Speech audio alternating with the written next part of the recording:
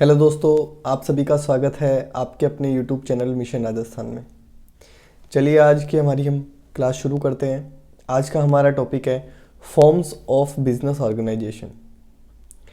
Forms of business organisation, जैसा कि नाम से ही क्लियर हो रहा है कि इस टॉपिक में हम बिजनेस ऑर्गेनाइजेशन या एक बिजनेस फर्म कितने तरीके के फॉर्म को अडॉप्ट करते हुए इस मार्केट में रन करती है उसके बारे में हम पढ़ने वाले हैं। जैसा कि हम जानते हैं कि बिजनेस ऑर्गेनाइजेशन कितने टाइप के होते हैं। एक होता है ऐसा सिस्टम जिसके अंदर अकेला एक आदमी जो मालिक होता है वही पूरा काम देखता है, पूरा फाइनेंस इकट्ठा करता है और डे टू डे एक्टिविटीज़ को रन करता है। हर तरीके के काम वो अकेला आदमी खुद करता है, या फिर वो अपने नीचे कुछ एम्प्लॉयज़ को हायर कर लेता है, अपनी हेल्प करने के लिए हेल्पर रख लेता है। एक और फॉर्म होता है जिसको आप जानते हैं पार्टनरशिप के नाम से, जिसमें दो या दो से ज़्यादा लोग मिलके किसी फर्म को ऑपरेट करते हैं, किसी शॉप को या किसी बिजनेस ऑर्गेनाइजेशन को रन करते हैं। उसमें वो सभी लोग मिलके या फिर वो अपने आगे किसी नॉलेजेबल पर्सन को रखते हैं, उसको सैलरी पे रखते हैं और अपने बिजनेस को ऑपरेट करते हैं। इसके अलावा भी आपने सुना होगा कॉर्पोरेटिव सोसाइटीज़। कॉर्पोरेटिव सोसाइटीज़ क्या होती हैं? इसके अंदर कुछ लोग मिलके क्या करते हैं, एक बिजनेस को चलाते हैं। और कॉर्पोरेटिव सोसाइटी का जो मेन टारगेट होता है वो प्रॉफिट अर्न करना नहीं होता। क्या होता है? एक दूसरे की सहायता करना, जो भी वेस्टफुल रिसोर्सेज हैं उनको प्रॉपरली यूज़ करना। सोशल बेनिफिट के लिए कॉर्पोरेटिव सोसाइटी ज़्यादा काम करती है। और एक सबसे पॉपुलर फॉर्म बचता है जिसको बोलते हैं joint stock company, private limited company. इस नाम से आपने सुना होगा। ये बड़े ऑर्गेनाइजेशंस होते हैं, ऐसे फॉर्म या ऐसे बिजनेस के अंदर हाथ डालते हैं जिसके अंदर huge amount of capital required होता है, बड़ी मशीनरीज लगती है, ज़्यादा टेक्निकल लोगों के लिए हमें ज़रूरत पड़ती है। जैसे इंजीनियर्स को हायर करना, रिसर्च करवाने की ज़रूरत पड़ती है, प्रोडक्ट को डेवलप करवाने की ज़रूरत पड़ती है, नए मार्केट को क्रिएट करने की जहाँ ज़रूरत पड़ती है वहाँ पे कंपनी की हमें आवश्यकता महसूस होती है। और एक फॉर्म ऑफ ऑर्गेनाइजेशन और होता है जिसे आप जनरली अपनी डे टू डे लाइफ में नहीं सुनते, जिसे बोलते हैं जॉइंट हिंदू फैमिली, जिसको बोलते हैं HUF, Hindu undivided family structure. इसके अंदर क्या रहता है, एक हिंदू फैमिली जो रहती है वो एक ट्रेडिशनल फैमिली बिजनेस को करती है, जिसमें सभी काम करने वाले उनके फैमिली मेम्बर होते हैं। जो घर का सबसे बड़ा मेल मेम्बर होता है वो उसका कर्ता होता है, जो सभी काम को करने के लिए क्या करता है, ऑर्डर देता है और कंट्रोल करता है। जो मेन डिसीजन टेकिंग पावर जो होती है वो कर्ता के पास होती है, और कर्ता की लायबिलिटी भी अनलिमिटेड होती है। और जितने भी वर्कर्स होते हैं, काम करने वाले होते हैं, वो घर के ही सदस्य होते हैं। सब मिलजुल के बिजनेस को ऑपरेट करते हैं। इसे बोलते हैं हिंदू अनडिवाइडेड फैमिली, HUF के नाम से ये पॉपुलर है। तो एक एक करके हम सभी फॉर्म्स ऑफ द ऑर्गेनाइजेशन को डिस्कस करेंगे, उनके क्या फ़ायदे हैं, क्या नुकसान है, किस फॉर्म ऑफ द बिज़नेस को हमें अडॉप्ट करना चाहिए और किन कंडीशन में करना चाहिए, किन बातों का हमें ध्यान रखना चाहिए। इन सब छोटी छोटी बातों को हम कंसिडर करेंगे। बहुत ही इजी सा टॉपिक है। चलिए स्टार्ट करते हैं। सबसे पहले आप देख रहे हैं introduction. A business enterprises is an organization which is engage in some business और commercial activity. Every business entity adopts some form of business organization to carry out business activity. मतलब बिजनेस को रन करने के लिए आपको किसी ना किसी फॉर्म को अडॉप्ट करने की ज़रूरत पड़ती है। और जो बिजनेस फर्म हम किसको बोल रहे हैं, जो कोई ना कोई एक इकोनॉमी एक्टिविटी इस इकोनॉमी के अंदर वो कर रहे हैं। इकोनॉमिक एक्टिविटी मतलब किसी कमोडिटी को प्रोड्यूस करना या किसी सर्विस को प्रोवाइड करना, ये क्या है, एक इकोनॉमिक एक्टिविटी है। बिजनेस एंटरप्राइजेज में be classified into 3 broad categories. Broadly हमने क्या किया है, बिजनेस एंटरप्राइजेस को 3 कैटेगरी में डिवाइड किया है, प्राइवेट सेक्टर, पब्लिक सेक्टर और एक है joint sector enterprises. Private sector क्या होते हैं? The business enterprises which are owned, controlled and managed by private individuals are known as private sector. ऐसे ऑर्गेनाइजेशन या ऐसे फॉर्म ऑफ द बिजनेस जिनको क्या किया जाता है, मालिकाना हक किनके पास होता है, प्राइवेट लोगों के पास। कंट्रोल कौन करते हैं, प्राइवेट लोग, और मैनेज कौन करते हैं, प्राइवेट लोग। उन्हें कहते हैं प्राइवेट सेक्टर एंटरप्राइजेस। इसके अंदर बड़े बड़े आप नाम सुनेंगे, रिलायंस, टाटा, ये सब क्या है, प्राइवेट सेक्टर्स हैं। फिर आता है public sector enterprises. Public sector enterprises वो सेक्टर्स होते हैं जहां मेन जो काम करती हैं वो गवर्नमेंट करती हैं, या ऐसे सेक्टर जिनका मेन टारगेट प्रॉफिट अर्न करना ना करके यूटिलिटी को फुलफिल करना है, जैसे road construction, health sector. Health sector में प्राइवेट और गवर्नमेंट सेक्टर दोनों ही इन्वॉल्व होते हैं। प्राइवेट सेक्टर के आप जानते हैं अपोलो हुआ, और भी काफ़ी सारे प्राइवेट हॉस्पिटल्स आप जानते हैं अपने आसपास, और एक गवर्नमेंट हॉस्पिटल्स होते हैं जहाँ पे बहुत ही नॉमिनल फीस के ऊपर अच्छे डॉक्टर के द्वारा फ्री मेडिसिन और फ्री ट्रीटमेंट प्रोवाइड किया जाता है। तो वो पब्लिक सेक्टर एंटरप्राइजेस के उदाहरण हैं। और रोड एंड ट्रांसपोर्ट जो होता है, और स्टेट गवर्नमेंट स्पॉन्सर जो बसेज होती हैं, रेलवे जो होता है, ये सब क्या है, पब्लिक सेक्टर एंटरप्राइजेस के एग्जाम्पल हैं। इनको कंट्रोल कौन करता है? ये कंट्रोल, मैनेज और रेगुलेट किए जाते हैं किनके द्वारा? गवर्नमेंट के द्वारा। थर्ड नंबर है joint sector enterprises, the business enterprises which are owned, controlled and manage jointly by private enterprises and government. इस सेक्टर के अंदर गवर्नमेंट और प्राइवेट कंपनीज मिलके किसी बिजनेस को रन करते हैं।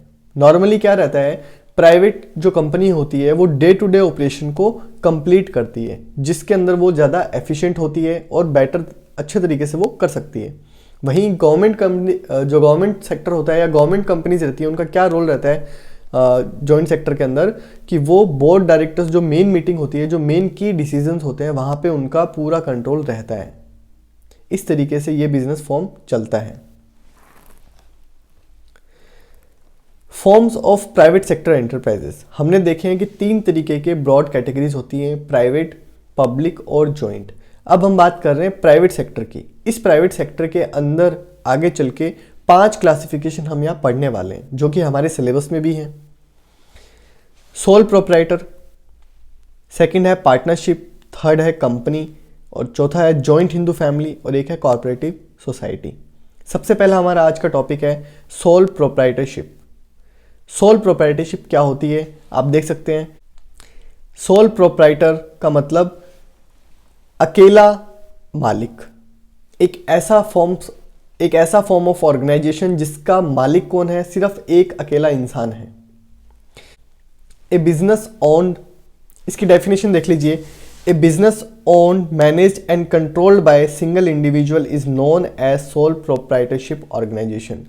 एक बिजनेस ऑर्गेनाइजेशन जो ओन्ड है, कंट्रोल्ड है और मैनेज्ड है, किसके द्वारा? सिंगल पर्सन के द्वारा। क्या कहलाता है? Sole proprietorship. बहुत ही फेमस उदाहरण है जो जनरल वे में आप समझ सकते हैं। आपके पास की जो दुकानें होती हैं परचून की, या कोई भी छोटी हार्डवेयर की जो शॉप होती है, वो किसके एग्जांपल होती हैं? सोल प्रोप्राइटरशिप की। जो दर्जी की दुकानें होती हैं, जो छोटे मेडिकल स्टोर्स होते हैं, वो सब किसके एग्जांपल होते हैं? सोल प्रोप्राइटरशिप के। जिसमें अकेला आदमी आता है, अपने पैसा खुद अरेंज करके लाता है, उस बिजनेस को खोलता है, चलाता है, रोजाना चलाता है। कोई भी डिसीजन होते हैं, क्या बेचना है, किस एरिया में बेचना है, और कब बिजनेस को चलाना है, कब उसको बंद करके रखना है, ये सब डिसीजन कौन कंट्रोल करता है? अकेला आदमी। इसके फीचर्स जो हैं, मतलब पहले हम पढ़ेंगे इसके फीचर्स, फिर इसके पढ़ेंगे पॉजिटिव्स, फिर पढ़ेंगे नेगेटिव्स, कि किस तरीके के बिजनेस को सोल प्रोप्राइटरशिप की कैटेगरी में चलाना ज़्यादा फायदेमंद है और किस तरीके के बिजनेस को सोल प्रोप्राइटरशिप की फॉर्म में चलाना नुकसानदायक हो सकता है। अगर आप सोल प्रोप्राइटरशिप चलाना चाहते हैं तो उसकी क्या सावधानियां हैं, क्या फ़ायदे हैं और क्या नुकसान है, इन सभी बातों के ऊपर हम चर्चा करेंगे। चलिए देखते हैं फीचर मतलब विशेषताएं, कि अगर सोल प्रोप्राइटरशिप फॉर्म को आप एडॉप्ट करते हैं तो आपके बिजनेस को क्या क्या विशेषता मिलने वाली है, एक तरीके से क्या फायदा आप उठा सकते हैं उस फॉर्म ऑफ द बिजनेस से मार्केट के अंदर। Single ownership, the soul proprietorship firm is owned by single individual only. All the capital is supplied by the single individual from his own wealth और फ्रॉम बोरोइंग फंड। कह रहा है single ownership होती है, इसमें मालिकाना हक अकेले एक आदमी का होता है। अच्छा, मालिकाना हक अगर अकेले आदमी का होता है तो पैसा लगाने की जिम्मेदारी भी उसी अकेले आदमी की होगी। या तो वो खुद पैसा लेके आएगा, या वो खुद के दम पर या खुद के बिहाफ पर लोन लेके आएगा और उस बिजनेस में लगाएगा। सेकंड है इंडिविजुअल रिस्क बियरिंग। जितना भी रिस्क होगा, अगर बिजनेस फेल होता है और अगर बिजनेस रिटर्न देता है, दोनों ही केसेस के अंदर सारी जवाबदारी और सारी जिम्मेदारी किसकी होगी? उस सिंगल आदमी की जो उस बिजनेस को चला रहा है। यहाँ पे कोई भी थर्ड पार्टी का इंटरवेंशन नहीं रहने वाला है, और प्रॉफिट अगर होगा तो भी उसको किसी के साथ भी शेयर करने की जरूरत नहीं है, और अगर लॉस होगा उस केस में सारा का सारा लॉस उस अकेले आदमी को बियर करना पड़ेगा। उसकी यहाँ पे कोई भी हेल्प करने वाला नहीं है, उसको कोई छूट नहीं मिलने वाली। In sole proprietorship firm whole risk is borne by a single individual only. The sole beneficiary of the reward is one individual only. कि सारा रिस्क अकेला एक आदमी उठाएगा और उसको बेनिफिट भी होगा। इन केस ऑफ प्रॉफिट, सारा प्रॉफिट वो खुद ही रखेगा, किसी के साथ शेयर नहीं करेगा। नो सेपरेट लीगल एंटिटी, ये एक इंपॉर्टेंट पॉइंट है। Separate legal entity, non commerce background के बच्चे इस पॉइंट को अच्छे से समझेंगे कि सेपरेट लीगल एंटिटी कंसेप्ट क्या होता है। कॉमर्स के अंदर बिजनेस और बिजनेस के मालिक जो होते हैं उनको अलग अलग ट्रीट किया जाता है। जो आदमी पैसा इकट्ठा करके बिजनेस को देता है वो एक तरीके से देनदार होता है। उसने लोन दिया है बिजनेस को ताकि वो डे टू डे अपने ऑपरेशन को कर पाए, और बिजनेस जिसने की एक तरीके से लोन लिया है दूसरे आदमी से, उसकी ये ड्यूटी हो जाती है कि वो उस आदमी को उसका लोन तो वापस करे ही करे और ब्याज के रूप में एक प्रॉफिट भी अर्न करके उसको दे। तो अगर हम बात करते हैं सोल प्रोप्राइटरशिप की, इस केस के अंदर ये फायदा सोल प्रोप्राइटर को नहीं मिलता। इसका मतलब क्या हुआ? इसका मतलब ये हुआ कि अगर शॉप में नुकसान होता है तो मालिक जो है, जो उसका ऑनर है, वो ये नहीं कह सकता कि बिजनेस के अंदर नुकसान हुआ है तो ये बिजनेस का नुकसान है, मैं पर्सनल वेल्थ से ये पूरा नहीं करने वाला। उसको करना ही पड़ेगा। अगर एक शॉप है, आप भी जानते हैं, ये तो व्यवहारिक ज्ञान है कि अगर शॉपकीपर के पास पैसे खत्म हो जाते हैं, वो अपने जो डेटर्स हैं उनको पैसा क्रेडिटर्स जो हैं उनको वो पैसा नहीं दे पाता है, तो वो क्या करेगा? अपनी प्रॉपर्टी को सेल करके भी उसको वो पैसा चुकाना पड़ता है। बैंक का जो अगर उसने लोन ले रखा है तो वो पर्सनल प्रॉपर्टी को बेच के भी चुकाना पड़ता है। जबकि कंपनीज जो होती हैं जिनके अंदर सेपरेट लीगल एंटिटी कंसेप्ट को अलाउ किया जाता है, उसके अंदर आप देखें जैसे विजय माल्या इंडिया छोड़ के भाग गया, एक बहुत ही आप अच्छे से रिलेट कर पाएंगे। उसने बोला कि मेरी कंपनी डिफ़ॉल्ट हो गई, बट वो खुद डिफ़ॉल्ट नहीं हुआ। उसके खुद के पास करोड़ों डॉलर्स हैं और वो लंदन में आराम से रह रहे हैं, बट उसने शो ये किया है कि उसकी कंपनी जो है वो डिफ़ॉल्ट होगी, मतलब उनके पास पैसा नहीं है देनदारों को पैसा देने का और बैंक का लोन चुकाने का। तो इस तरीके से आप समझ सकते हैं, और उसके लिए वो जिम्मेदार आदमी भी नहीं है। और अगर आप देखें कि उसको पकड़ के इंडिया लाने की कोशिश की जा रही है तो वो उस पर अलग केसेस हैं कि उसने धोखाधड़ी से कंपनी को डिफ़ॉल्ट घोषित किया है। अगर आप नॉर्मली एक कंपनी को खड़ा करते हैं और कंपनी जेन्युइनली डिफ़ॉल्ट हो जाती है, इसका मतलब वो अपना पैसा नहीं चुका पा रही, तो कोई भी जो आदमी है उस कंपनी में पैसा मांगता है, वो आपको नहीं कह सकता कि आप अपना घर बेच के या खुद की पर्सनल प्रॉपर्टी बेच के आप हमें कंपनी वाला पैसा चुकाइए। ऐसा आप लीगली बाइंडेड नहीं होते हैं। जबकि सोल प्रोप्राइटरशिप फर्म के केस में आपको वो पैसा पर्सनल वेल्थ से भी चुकाना पड़ता है। नेक्स्ट है freedom of operation. Freedom of operation sole proprietorship के अंदर 100% रहती है।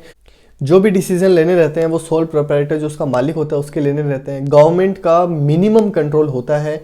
अगर कुछ बेसिक रेगुलेशन होते हैं, जैसे कि अगर आप कुछ खाने से या कुछ पैक्ड फूड आप बेचना चाहते हैं तो आपको FCI का कुछ छोटा सा एक लाइसेंस लेना पड़ता है। इस तरीके के रेगुलेशन के अलावा एक्स्ट्रा कोई भी रेगुलेशन गवर्नमेंट का नहीं रहता। नेक्स्ट है अनलिमिटेड लाइबिलिटी। लाइबिलिटी जो है वो अनलिमिटेड रहती है, बिजनेस की भी रहती है और उस मालिक की भी रहती है। अगर बिजनेस चुका नहीं पाता है उस केस के अंदर मालिक को पैसा दे के उस देनदार को पूरा पैसा चुकाना पड़ता है। वन मैन कंट्रोल का मतलब पूरा बिजनेस का कंट्रोल किसके हाथ में रहता है? एक ही आदमी के हाथ में रहता है। Formation and closure of single sole proprietorship या बोलते हैं कोई शॉप हुई, वो बहुत ही ईजी रहता है। जब आपका मन करे तो आप खोल सकते हैं। कोई स्पेशल लाइसेंस लेने की जरूरत नहीं होती, कोई गवर्नमेंट अप्रूवल की जरूरत नहीं होती। और जब का आपका मन करे, जब आपको लगे कि मार्केट का सैचुरेशन आ चुका है, इसमें ज़्यादा प्रॉफिट नहीं है इस बिज़नेस के अंदर, तो आप उस सोल प्रोप्राइटरशिप को अपने बंद कर सकते हैं। लैक ऑफ बिजनेस कंटिन्यूटी, ये एक इसका ड्रॉबैक रहता है। जब हम नेगेटिव पॉइंट्स पढ़ेंगे वहाँ पे भी हम इस पॉइंट को दोबारा से पढ़ने वाले हैं कि जैसे ही सोल प्रोप्राइटर जो है, अकेला जो मालिक है, वो मर जाता है या वो इनकैपेसिटेट हो जाता है, वो बिजनेस करने की हालत में नहीं रहता, उसी वक्त उसका जो बिजनेस है वो पूरी तरीके से बंद हो जाता है। ठीक है, उसका बिजनेस जो है वो पीढ़ी दर पीढ़ी नहीं चलने वाला है। ठीक है, अकेले एक आदमी के ऊपर पूरा बिजनेस टिका हुआ है, अगर वो इस हालत में नहीं है कि वो बिजनेस कर पाए तो उसका बिजनेस बंद हो जाता है।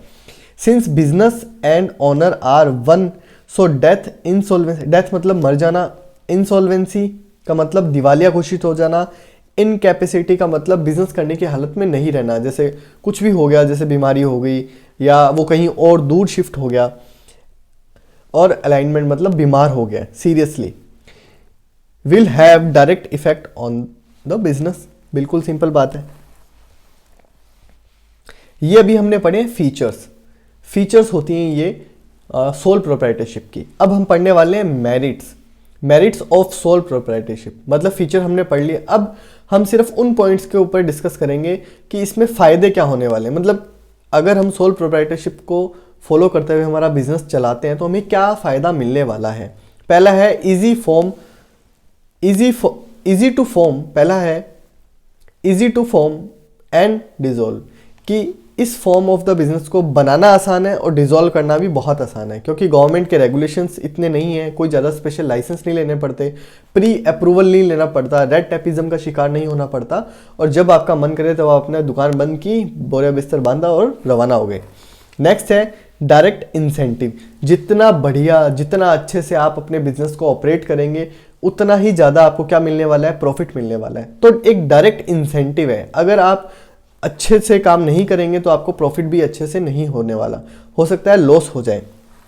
इन sole proprietorship firm there is direct relationship between efforts and reward, which means if proprietor puts extra effort then profit increases and proprietor get extra income.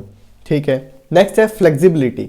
In sole proprietorship firm all the decisions are taken by the proprietor himself, he is not supposed to consult anyone and waste time। Flexibility, इसका मतलब होता है कि बहुत ही ज़्यादा flexible होती है sole proprietorship in form of the decision making. एक अकेला आदमी जो है, जो सभी करता धरता है, उसको किसी से बात करने की जरूरत नहीं है, किसी से राय लेने की जरूरत नहीं है कि हमें क्या डिसीजन लेना चाहिए, वो खुद डिसीजन लेता है तो क्विकली डिसाइड कर पाता है। वो अपनी समझ से उस प्रॉब्लम को जज करता है, जो भी समस्या उस बिजनेस में उस आदमी के सामने आती है उसको जज करता है, असेस करता है और अपने धैर्य अनुसार उसके ऊपर क्या कर देता है, एक्शन ले लेता है। इसमें क्या होता है, प्रॉम्प्ट एक्शन होता है, बहुत ही जल्दी और क्विकली डिसीजन ले पाता है। उससे क्या होता है, डिले डिसीजन नहीं होता और लॉस होने से बच जाती है फर्म। जबकि कुछ फॉर्म ऑफ द ऑर्गेनाइजेशन हम आगे पढ़ेंगे, जैसे कि कंपनी होता है, कोऑपरेटिव सोसाइटीज़ होती हैं, इनके अंदर क्या आता है, खूब सारे लोग होते हैं जिनसे डिस्कस करने के बाद में एक डिसीजन लिया जाता है, तो उसके अंदर डिले हो जाता है डिसीजन के अंदर। क्विक अगर आपको कोई डिसीजन लेना है तो आप नहीं ले पाते।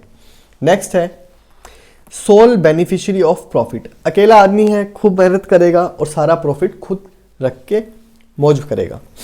पर्सनल टच, पर्सनल टच इसकी एक सबसे इंपॉर्टेंट बात होती है। जैसे एक एग्जांपल लेके चलते हैं, टेलर की शॉप। टेलर की शॉप जो होती है वो सोल प्रोप्राइटरशिप फर्म के अंदर सबसे बेस्ट रहती है। अगर किसी कस्टमर को ऑन डिमांड कुछ अल्ट्रेशन कराना है, कुछ अलग से उसको कुछ करवाना है, तो वो आपसे डायरेक्ट कॉन्टैक्ट के अंदर होता है और वो आपके उसकी क्या कर सकते हो, जैसी डिमांड है उसके हिसाब से अपने प्रोडक्ट को चेंज कर सकते हो। इसे बोलते हैं पर्सनल टच। इससे क्या रहता है, कस्टमर से आपके हेल्दी रिलेशन रहते हैं, कस्टमर और कहीं नहीं जाता है और उसकी एक लॉयल्टी बनी रहती है आपके लिए। नेक्स्ट है सीक्रेसी। जैसा कि आपको पता है कि जितना भी अगर कोई सीक्रेट है, अगर कोई शॉप है, कोई मिठाई बनाने वाला है, उसके पास कोई सीक्रेट फॉर्मूला है जिससे वो कोई कचौड़ी बना रहा है, तो वो आउट नहीं होता, उसको पब्लिश नहीं करना पड़ता फॉर्मूला। और दूसरी बात है, उसको अपने अकाउंट्स भी पब्लिश नहीं करने पड़ते। एक छोटी शॉप है, वो कितना कमा रही है, कितना टैक्स दे रही है, वो आम लोगों को जानकारी नहीं होती। जबकि दूसरे फॉर्म ऑफ द ऑर्गेनाइजेशन जो होते हैं, जिनका रजिस्ट्रेशन कंपलसरी होता है, उनको एनुअली ऑडिट भी करवानी पड़ती है और अपने अकाउंट्स को पब्लिश भी करना पड़ता है। तो वहाँ पे जो सीक्रेट्स रहते हैं वो आउट हो जाते हैं। वहाँ पे बहुत सारे लोगों का इन्वॉल्वमेंट भी रहता है, डे टू डे एक्टिविटी के अंदर भी काफ़ी सारे लोगों की उस पर नज़र रहती है और इंस्पेक्शन भी होता रहता है वहाँ पे। तो ऐसा सोल प्रोप्राइटरशिप के केस में नहीं होता। तो जितने भी सीक्रेट्स हैं वो सभी के सभी कहाँ रहते हैं, उस फर्म के अंदर ही रहते हैं। नेक्स्ट है independent control. The total control of sole proprietorship firm lies in the hand of proprietor only. तो पूरा कंट्रोल उसके सोल प्रोप्राइटरशिप पे रहता है। Suitable for small scale organisation, ये किसके लिए सुटेबल है? अगर आपको कोई छोटा ऑपरेशन करना है, छोटा बिजनेस करना है, उसके लिए सोल प्रोप्राइटरशिप सबसे बेस्ट रहता है। सेंस ऑफ अकम्प्लिशमेंट, अगर आप खुद की शॉप चलाते हैं, खुद के मालिक आप खुद हैं, बिजनेस आपका खुद का है, तो एक आत्मसंतुष्टि रहती है कि आप किसी के गुलाम नहीं हैं, आप किसी के नीचे नौकरी नहीं कर रहे हैं। तो ये जो सेल्फ अकम्प्लिशमेंट रहता है ये सोल प्रोप्राइटरशिप के अंदर रहता है। जैसे कि कंपनी में काम करना क्या रहता है, काफ़ी कॉर्पोरेटेड मूवीज़ भी में आपने देखा होगा कि कुत्ते की नौकरी, ये वो इस तरीके के डायलॉग मूवीज़ के अंदर दिखाए भी जाते हैं। और अगर आप जॉब भी करते हैं तो आपको पता रहता है कि एक बिजनेस को चलाने के अंदर आपको ऐसा लगता है, संतुष्टि रहती है कि मैं खुद का मालिक खुद हूँ। नेक्स्ट है डिसएडवांटेज। फायदे होने के साथ साथ कुछ नुकसान भी हैं। अब नुकसान क्या है वो देख लेते हैं। लिमिटेड रिसोर्सेज, एक आदमी के पास लिमिटेड फाइनेंशियली रिसोर्सेज होते हैं। अच्छा, रिसोर्सेज सिर्फ फाइनेंशियली नहीं होते, नॉलेज बेस्ड भी रिसोर्सेज होते हैं, लैंड भी होते हैं रिसोर्सेज के रूप में लैंड, नॉलेज, उसके बाद में फाइनेंस, ये तीनों चीज़ ही आप काउंट कर सकते हैं कि फाइनेंस भी लिमिटेड है, नॉलेज भी लिमिटेड है, और जहाँ पे वो बिजनेस ऑपरेट होगा वो लैंड भी हमारे पास क्या है, लिमिटेड है। तो एक सिंगल आदमी ज़्यादा रिसोर्सेज इकट्ठे नहीं कर सकता। ये एक इसका सबसे बड़ा ड्रॉबैक है। कोई बड़ा बिजनेस आप नहीं चला सकते क्योंकि बड़े इन्वेस्टमेंट के लिए ज़्यादा पैसा चाहिए। अगर आप कोई मशीनरी इंपोर्ट करना चाहते हैं तो उसके लिए तो बहुत ज़्यादा पैसे चाहिए, जो कि एक छोटे इंसान के लिए या फिर एक सिंगल आदमी के लिए पॉसिबल नहीं हो पाता इतना बड़ा रिस्क लेना। अगर किसी आदमी के पास 1-2 करोड़ रुपए है भी तो भी वो सीधा जाके मशीनरी के अंदर इन्वेस्ट करके रिस्क नहीं उठाने वाला। उसको पता है मार्केट को प्रेडिक्ट करना इतना आसान नहीं होता, कभी भी कैश की जरूरत पड़ सकती है। अकेला आदमी ना तो ज़्यादा लोन ले पाएगा मार्केट से और ना ही ज़्यादा रिस्क ले पाएगा, इसलिए ये थोड़ा risky form of the organisation हो जाता है बड़े बिजनेस के लिए। नेक्स्ट है अनलिमिटेड लाइबिलिटी। ये एक इसका बहुत बड़ा ड्रॉबैक रहता है कि सोल प्रोप्राइटरशिप के केस में जो मालिक होता है उसकी अनलिमिटेड लाइबिलिटी होती है और वो भी अनकंडीशनल लाइबिलिटी होती है। अगर बिजनेस ने लॉस किया है और बिजनेस में लोग पैसा मांगते हैं, बैंक पैसा मांगते हैं, जिन्होंने माल सप्लाई किया था वो लोग पैसा मांगते हैं, या जिन्होंने डायरेक्ट लोन दे रखा था वो पैसा मांगते हैं, तो अगर बिजनेस खुद नहीं दे सकता तो आपको अपनी पर्सनल जो वेल्थ है, आपका घर है, मकान है, गाड़ियां हैं, वो बेच के आपको वो लोन चुकाना पड़ेगा। आप इससे बच नहीं सकते। नेक्स्ट है लिमिटेड मैनेजरियल स्किल। एक आदमी के पास लिमिटेड मैनेजरियल स्किल्स हो सकती हैं। जैसे कि एक बिजनेस के अंदर आपको सारे काम करने पड़ते हैं। सुबह शॉप खोल के उसकी सफाई से लेके, पब्लिक डीलिंग से लेके, फाइनेंशियल मैनेजमेंट से लेके, अकाउंटिंग से लेके, आपको सप्लायर से कांटेक्ट करके, डिस्ट्रीब्यूटर से कांटेक्ट, हर काम छोटे से छोटा और बड़े से बड़ा, स्टोर को मैनेज करने से लेके इलेक्ट्रिसिटी, वाटर सप्लाई, आपका गवर्नमेंट टैक्सेस, रेगुलेशन, कोई लाइसेंस लेना हुआ, गवर्नमेंट ऑफिसर से डील करना हुआ, इनकम टैक्स आपका जीएसटी जो फाइल करना हुआ, हर काम एक अकेले आदमी को करना पड़ता है। तो एक अकेला आदमी सभी काम को कर पाए ऐसा पॉसिबल नहीं होता, और अगर कर भी रहा है तो मोस्ट एफिशिएंट वे में कर पाए ऐसा तो बिल्कुल भी पॉसिबल नहीं होता है। एक आदमी 2 या 3 काम को करने के अंदर ही क्या हो सकता है, एफिशिएंट हो सकता है। एफिशिएंट का मतलब 2 या 3 काम ही ज़्यादा बेहतर तरीके से कर सकता है दूसरे लोगों की बजाय। जैसे कि अगर कोई कॉमर्स का बंदा है और वो शॉप खोल के बैठा है तो इसमें कोई शक नहीं है कि वो अकाउंटिंग अच्छे से कर पाएगा, पब्लिक डीलिंग भी अच्छे से कर पाएगा और इन्वेंट्री मैनेज भी वो अच्छे से कर लेगा। बट और जो काम रहते हैं जैसे रिलेशन मेंटेन करना, जो एक तरीके से कम्युनिकेशन स्किल के अंदर जो टॉपिक्स आ जाते हैं, जो फैक्टर्स आते हैं, वो हो सकता है वो अच्छे से ना कर पाए। हो सकता है कि वो जो गवर्नमेंट रेगुलेशंस हैं उनके साथ अच्छे से कोऑपरेट नहीं कर पाए। तो इस तरीके से ये परेशानियां आती हैं। Limited scope of expansion. Expansion के जो स्कोप्स होते हैं वो काफ़ी लिमिटेड हो जाते हैं, क्योंकि एक्सपेंशन के लिए क्या चाहिए, पैसा चाहिए, और पैसा हमारे पास पहले ही लिमिटेड है। तो इस केस में भी एक्सपेंशन है जो थोड़ा मुश्किल हो जाता है। Limited life of business. जो बिजनेस की है वो एक लिमिटेड लाइफ हो जाती है। अगर मालिक को कुछ हो जाता है तो उसी वक्त बिजनेस बंद हो जाएगा। अगर मालिक इनकैपेसिटेट हो जाता है, उसको कोई बीमारी हो जाती है या उसकी मृत्यु हो जाती है तो बिजनेस उसी वक्त बंद हो जाता है। ठीक है, अब हम बात करेंगे कंक्लूजन की कि किस आदमी को सोल प्रोप्राइटरशिप जो फर्म होती है उसे अडॉप्ट करके अपने बिजनेस को चलाना चाहिए और किन्हें नहीं करना चाहिए। Sole proprietorship is a suitable for the business for small scale enterprises. The sole proprietorship is suitable for enterprises which require personal attention, limited capital, such as local grocery shop, small bakery shop, tailoring shop, health clinic, doctor clinic, lawyer office etc. कह रहा है कि sole proprietorship जो firm होती है वो उन लोगों के लिए स्ट्रक्चर सबसे बेस्ट रहता है जो क्या चाहते हैं, एक पर्सनल टच देना चाहते हैं, जैसे कि ग्रोसरी शॉप होती है, डॉक्टर होता है, लॉयर होता है, और बेकरीज जो होती हैं, छोटी बेकरीज की बात कर रहे हैं, टेलरिंग शॉप जो होती हैं, इस तरीके के जो ऑर्गेनाइजेशन इस तरीके के जो बिजनेस रहते हैं वो सोल प्रोप्राइटरशिप की फॉर्म के अंदर सबसे बेस्ट रहते हैं, क्योंकि इनके अंदर ज़्यादा फाइनेंशियल इन्वेस्टमेंट की जरूरत नहीं होती और लो फाइनेंशियल इन्वेस्टमेंट में भी ये हो जाते हैं। तो आज के टॉपिक में हमने क्या पढ़ा है, सोल प्रोप्राइटरशिप को फुल डिटेल में पढ़ा है। नेक्स्ट हम पढ़ेंगे। अच्छा, एक आप ध्यान रखें, ये NCERT के अंदर दिया हुआ है, जो कोका कोला कंपनी थी वो स्टार्टिंग के अंदर सोल प्रोप्राइटरशिप थी। अब ये जानकारी आपकी कैसे काम आएगी, क्योंकि 2019 की जो भर्ती थी, फर्स्ट ग्रेड की बात कर रहा हूँ मैं, जो इसका एग्ज़ाम 2020 के अंदर जनवरी के अंदर हुआ था, उसके अंदर डायरेक्ट एक क्वेश्चन आया था कि सक्सेसफुल कॉरपोरेट का एक एग्जाम्पल है और वहाँ ऑप्शन था अमूल कंपनी। आगे मैं भी इन क्लास के अंदर आपको वो सेक्शन दिखाऊंगा जहाँ से एक क्वेश्चन डायरेक्ट उठाया था। तो इस तरीके के क्वेश्चन भी एग्जाम में काफ़ी बार आ जाते हैं। तो आप कोका कोला कंपनी के बारे में NCERT में दे रखा है तो आप ध्यान रखेंगे, कोका कोला कंपनी जो थी स्टार्टिंग के अंदर सोल प्रोप्राइटरशिप का बिजनेस फॉर्म लेके चली थी मार्केट में, बाद में वो कंपनी के रूप में एस्टेब्लिश हुई थी। आप इसको पढ़ सकते हैं एक्स्ट्रा जानकारी के लिए।